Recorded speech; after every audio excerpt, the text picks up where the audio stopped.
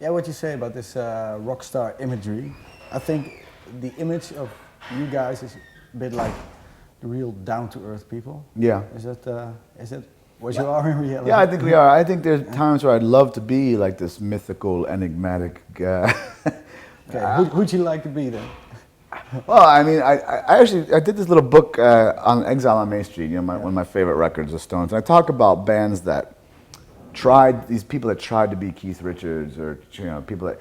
I don't think many people have tried to be Mick Jagger, but a lot of guitar guys, a lot of guys in bands just took that Keith image, and you can't be Keith Richards. I mean, Keith is the only Keith Richards there is, and I never tried to be Keith Richards. I looked up, I loved Keith Richards, I still do, but I never in my wildest dreams, I thought I could be more like David Byrne, because that was more attainable. Like I could be like this quirky, sort of nerdy dude, but and Elvis Costello was certainly a big inspiration for a lot of us dweebs, But I could never feel like I could never live that. I would love to. I'd love to be Keith Richards, but I can't, Okay.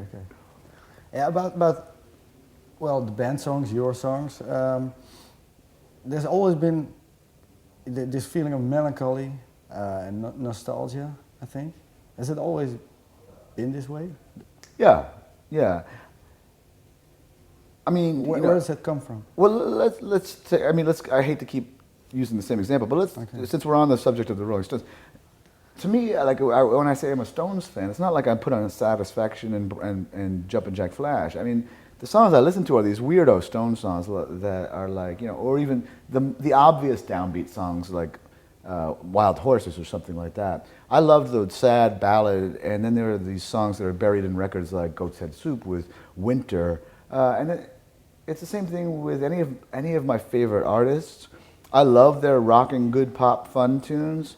I mean, Elvis Costello, another example. I mean, I love, Pump It Up. But I also love like Allison or these, just from the same record, but or same era. I love those kind of more buried in the record, melancholy moments. Dylan is like that as well. REM. I think you trace a lot of these bands. Talking Heads not so much, but a lot of the bands that we're talking about, all these bands have these melancholic sides or image, I think. And Buffalo Tom, I mean, it kind of ties back to the imagery question. Not the imagery, but the rock band image. I think the most interesting stuff to me when I'm reading literature or watching a movie, it's not like it's not the obvious, right? I mean, this is what makes you a fan of these things as well. It's that undercurrent. It's a little deeper. It's hard to put your finger on. I mean, there's a great author who died, Raymond Carver. I mean, even that literature and it's about very normal kind of day-to-day human concerns. It's down people that you would see in the street that you wouldn't think twice about. It's not like these people making a big show of themselves. It's about the concerns that are going on behind closed doors of whatever house in whatever village outside of whatever city there is, And it's high drama. It's very high drama.